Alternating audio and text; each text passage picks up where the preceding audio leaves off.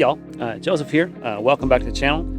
Today, just sort of a brief update about the season change. So a big thing for me is when season change from summer into fall, there's a whole shift, right, of time, of effort, of things we intend to do and want to do, and also just how we're trying to make that transition from the chaos of summer, where we're trying to sort out everything from childcare to everything we need, and that rhythm for us with young children, but then also in my work as a pastor in the church, shifting from summer to fall. Fall is sort of when people come back to church, come back to doing all the things they've been doing, but also find their way back into rhythms of life and meaning.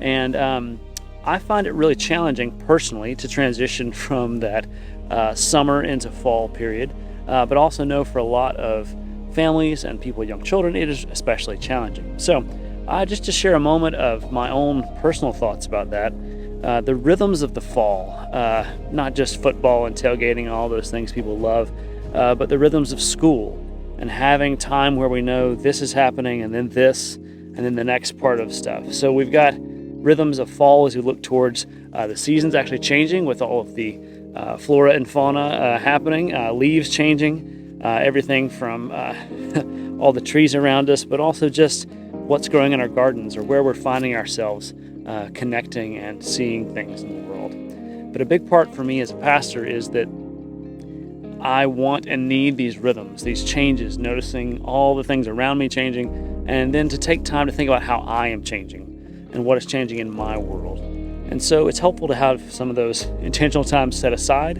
to reflect and to do that. And I'm actually out at a family farm. My wife's family has some land, and we're out here just to have a couple of hours away to be here together with grandparents, and our girls love seeing them, but also just time to see family, time to be out in nature, just have some sort of change of pace.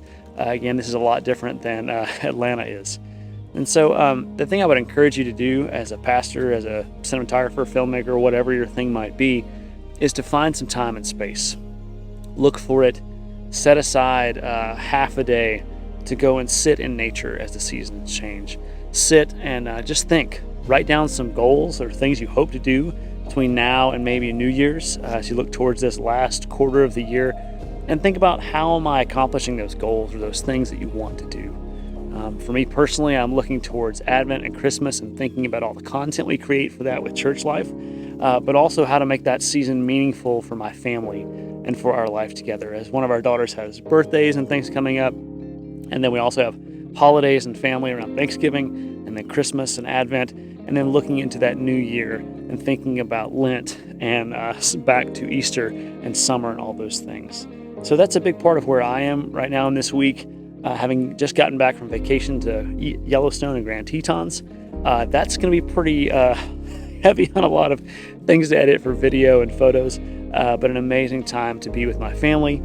Now traveling as a family of 4 with our newly adopted 2.5-year-old. Just been a really great season and sort of marked for me a good change between how things were going in the previous phase of life in the summer and the chaos of summer as we move back into a beautiful and wonderful season of fall. So hope that you're doing well. Thanks for watching the channel today. Again, just a quick update on sort of what's happening in life for me, and I hope you're well and stay well, and we'll plan to see you in the next video. So thanks. Peace, y'all.